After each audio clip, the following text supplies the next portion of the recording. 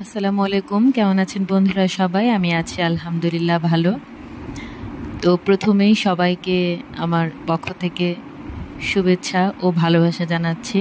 আপনাদের সহযোগিতা ছিল বলেই, আপনারা পাশে ছিলেন বলে আজকে আমার চ্যানেলটি 1000 সাবস্ক্রাইবার পূরণ করতে সক্ষম হয়েছে।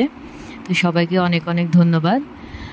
তো আমি আমার বারান্দা বাগানে নতুন কিছু গাছ লাগিয়েছি, ক্যাকটাস।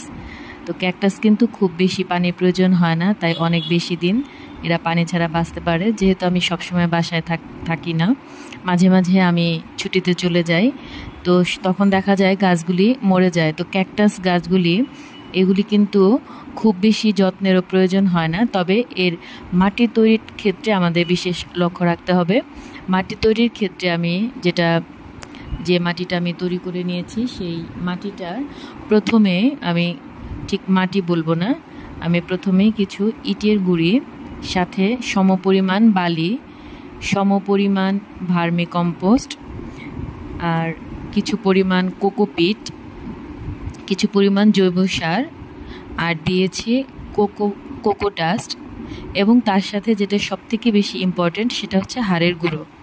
তো এই সবগুলি মিক্সড করে আমি একটি মাটি তৈরি করেছি, যেটি এই ক্যাকটাসের জন্য কিন্তু সবথেকে উপযোগী একটি বেড তৈরি হলো। তো এই মাটিটা দিয়ে আমি প্রত্যেকটা গাছে কিন্তু এই মিক্সচারটা ইউজ করেছি। এরপর যেটা লক্ষ্য রাখতে হবে যে আমাদের হাতের কাছে যদি কাঠকয়লা যা থাকে, তাহলে কিন্তু কাঠকয়লা আমরা ইউজ করতে পারি। কাঠকয়লাটা ক্যাকটাসের জন্য খুবই উপকারী, আমার হাতে ছিল না, তাই আমি এটা দিতে পারিনি। আর হাড়ের গুঁড়োটা এজন্যই বেশি উপকারী যে যখন এতে ফুল আসবে, ক্যাকটাসগুলিতে ফুল আনয়নে কিন্তু হাড়ের গুঁড়াটা অনেক বেশি কার্যকরী ভূমিকা পালন করে। আর এটা যেহেতু খুব বেশি পানি ধরে রাখার প্রয়োজন হয় না, তাই ড্রেনিং সিস্টেমটা কিন্তু আমাদের অবশ্যই ভালো রাখতে হবে।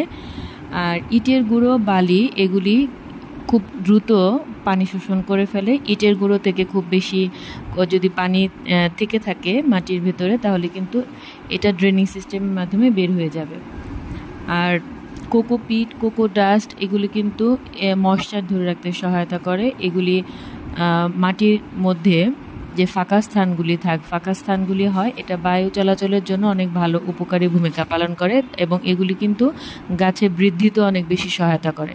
তো এইগুলি যদি আমরা একটু ফলো করি, তাহলে কিন্তু আমরা খুব সুন্দর ক্যাকটাস আমাদের বাগানে করতে পারি। আর এটার ক্ষেত্রে আরেকটা বিশেষ লক্ষণীয় বিষয়, যখন আমরা গাছগুলি এই মাটির মধ্যে এই গাছগুলি বোনার পরে প্রচুর পরিমাণে পানি দিতে হবে।